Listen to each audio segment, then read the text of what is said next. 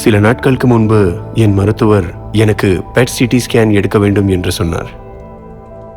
ஆனால் இதுவரை நான் என்னை தயார்படுத்திக் கொள்ள முடியவில்லை. பல வகையான எண்ணங்கள் என் மனதில் வர ஆரம்பித்தன. எனக்கு பதட்டமாக இருக்கிறது. அதாவது எனக்கு ஏற்கனவே பரிசோதனைகள் நடந்து உள்ளன. ஆனால் இது வேற விஷயம். ஸ்கேன் பற்றி நான் கேள்விப்பட்டிருக்கேன். ஆனால் நான் ஸ்கேன் ரூம் டோர் அடையும் போது எல்லாம் மாறுகிறது. அந்த அறை ஒரு சயின்ஸ் ஃபிக்ஷன் மூவி மாதிரி இருக்கு. ரொம்ப குளிராகவும் சுத்தமாகவும் இருக்கு. அந்த மெஷின், அதுதான் ஸ்கேனர், ரொம்ப பெருசா இருக்கு. எனக்கு எங்க பார்க்கணும், என்ன பார்க்கணும்னு தெரியல. இந்த நேரோ டனல் எனக்கு நெஞ்சில ஒரு பதட்டத்தை கொடுக்கிறது. பயம் மற்றும் மூச்சு திணறல் உணர்வு அது. ஹாய், எப்படி இருக்கீங்க? பதட்டமா இருக்கீங்களா? ஆமா, எனக்கு இது மாதிரி ஒரு சோதனை இதுவரை நடந்ததில்லை. அதாவது இது ரொம்ப மூடித மாதிரி இருக்கு. எனக்கு இதோட நடைமுறை கூட தெரியாது. நான் எப்படி சமாளிப்பேன்னு தெரியல. எனக்கு புரிகிறது. ஸ்கேன் செய்வதற்கு முன்பு பலர் பதட்டம் அடைகிறார்கள். என்னை நம்புங்கள், இப்போதெல்லாம் தொழில்நுட்பம் மிகவும் முன்னேறி இருக்கிறது. இந்த இயந்திரங்களின் முழு செயல்முறையும் மிகவும் மென்மையாகவும் வசதியாகவும் உணரும் வகையில் தயாரிக்கப்படுகின்றன.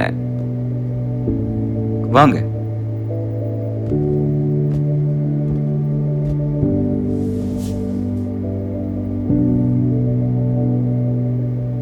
உங்களுக்கு அலர்ஜியோ இல்ல மெட்டல் பாகங்களோ உடல்ல இருக்கா?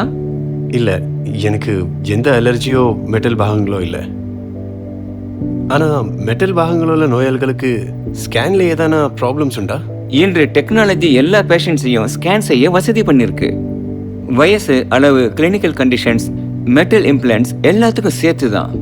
நோயாளிகள் ஸ்கேன் பண்றதுக்கு முன்னாடி இந்த தகவல்கள் எல்லாத்தையும் எங்ககிட்ட சொல்லணும். அதான் முக்கியம்.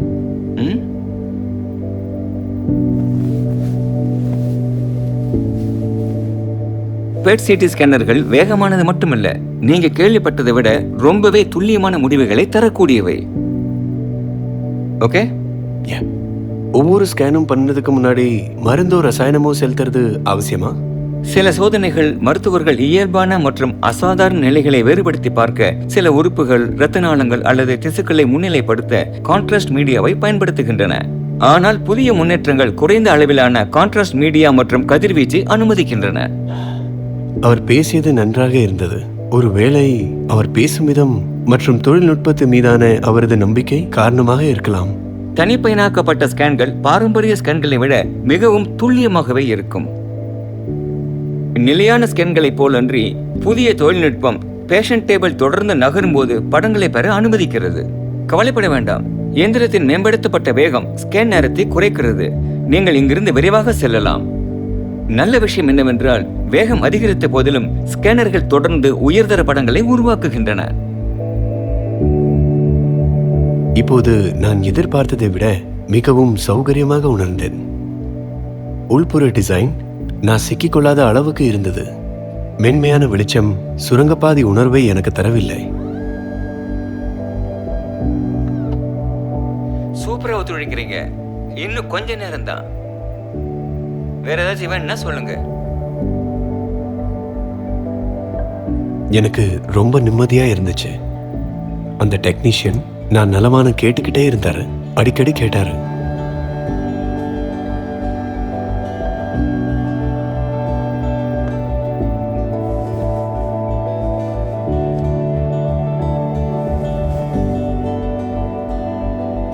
பாத்தீங்களா? கஷ்டமா இல்ல? சூப்பரா பண்ணிட்டீங்க. நோயாளி அமைதியா இருந்தா தொழில்நுட்பம் சிறந்த மற்றும் உயர்தர இமேஜிங்கை வழங்குகிறது. இது மருத்துவர் சரியான நோயறிதலை செய்ய உதவுது. ரொம்ப கஷ்டமான பகுதி அந்த அறைக்குள்ள முதல் முறையா போகிறது தான்.